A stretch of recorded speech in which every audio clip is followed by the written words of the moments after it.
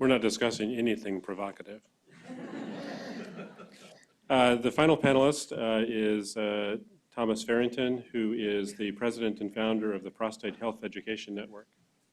Tom.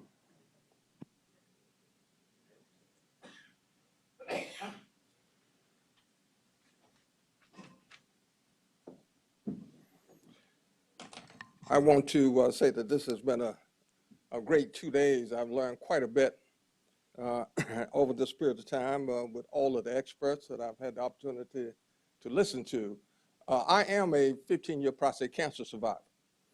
And through that experience, I was able to connect readily with a lot of the discussions today. And I am also a businessman. I started a company when I was 25 in the software business and ran it for 30 plus years.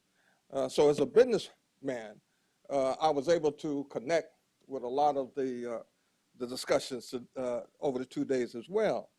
And I've also served on the board of trustees of one of the nation's leading cancer institutions. So I've been trying to put all of these things together as I've listened to the presentations.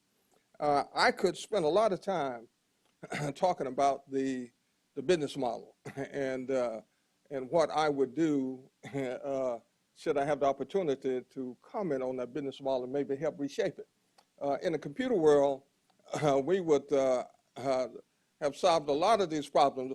As you go through this whole adopting and de-adopting different technologies, we would have gone through 3 generations of computer models by then. We've gone from the mainframe to the mini to the micro, and to the handheld computer today.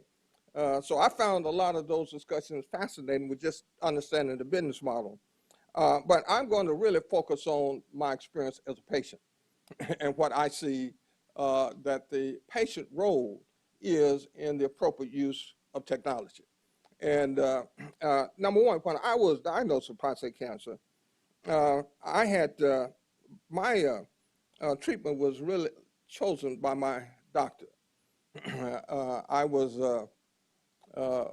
when I was diagnosed, from my primary care doctors to the urologist said we need to take this prostate out as soon as we can, and I readily agreed with that. Until I had a chance to do a little bit of studying.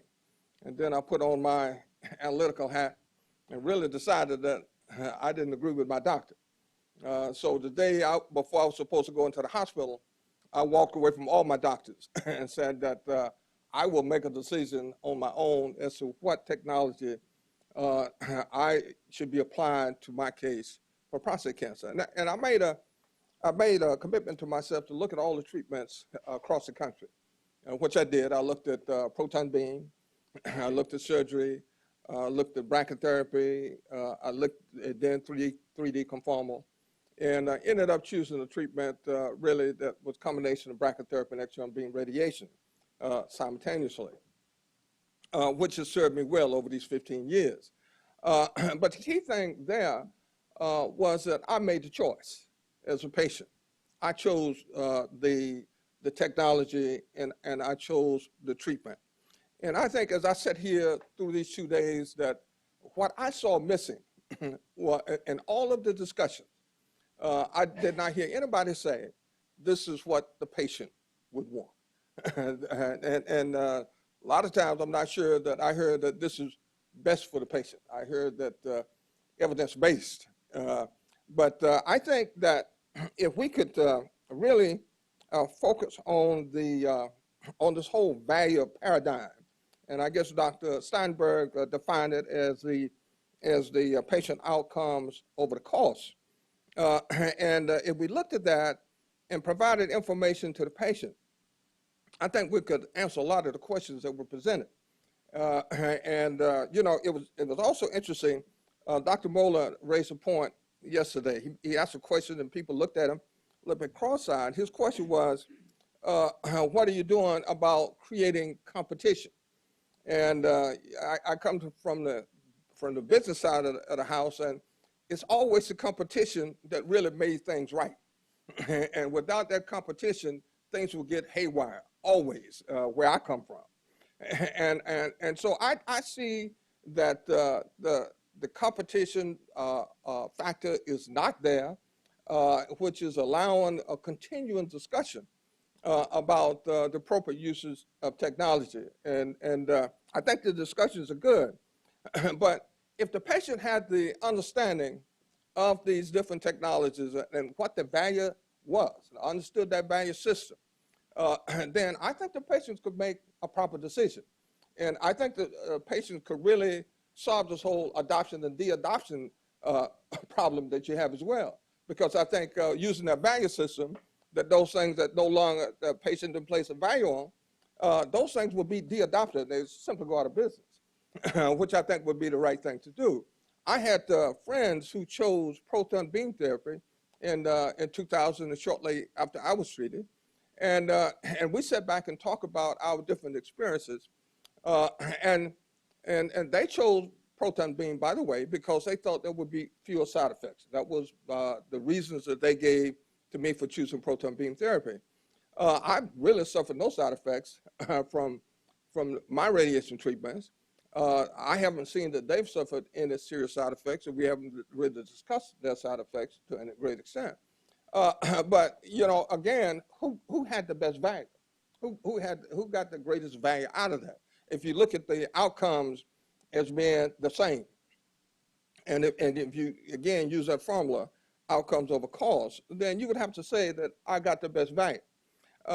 And if you look at all of, as I've listened to the discussion, if you look at the X-ray beam radiations, the IMRT, the IMRT, 3D conformal, also the proton beam, it appears that the outcomes are not significant. The differences in outcomes are not significant.